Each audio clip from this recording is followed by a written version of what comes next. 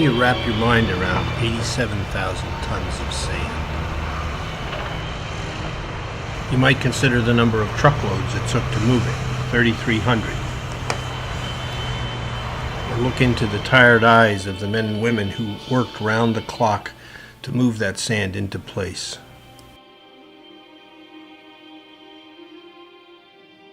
But the best way is to contemplate the trauma suffered by Mantoloking, New Jersey. Hurricane Sandy sent the ocean crashing through the Barrier Island community at the end of October.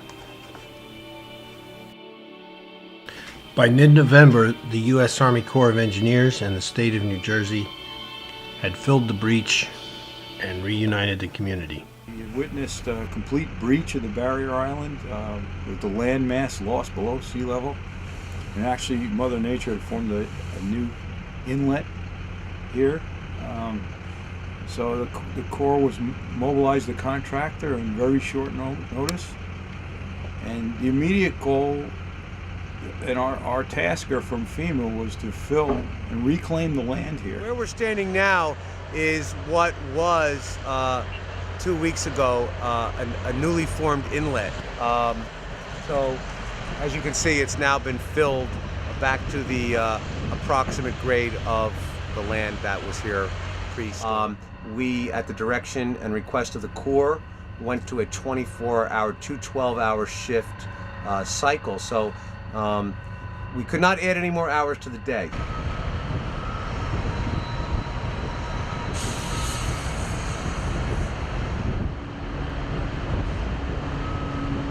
As part of the engineering effort here, the Philadelphia District Coastal Engineers designed a temporary coastal template, which you see right behind me.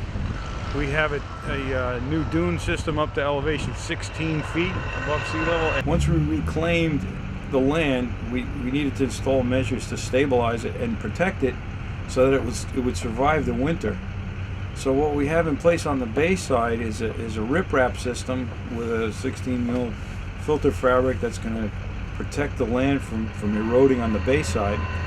And we also constructed what the Corps calls a beach fill template on the ocean side. Now the fill would have to be preceded by removing loose debris, house materials, and you name it, that was distributed by the storm's impact. So that was order number one. No doubt Mantoloking took a heavy hit at the end of October. No doubt either that New Jersey residents are a tough breed determined to bounce back, nor that the Army Corps of Engineers takes great pride in assisting that kind of fighting spirit.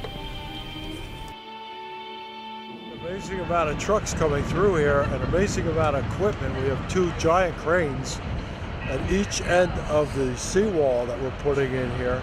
And it's amazing how fast they go, working 24 hours a day. So they got rained out one day when the ocean started through again, but they were right back on the job the next day, and they have not stopped, and they're doing an unbelievable job of restoring the land to what it was. The Corps is very proud of what it's done here. We feel this is the federal government at its best. You know, many residents in this area have come to me and to personally thank the Corps for helping them out when they needed it most.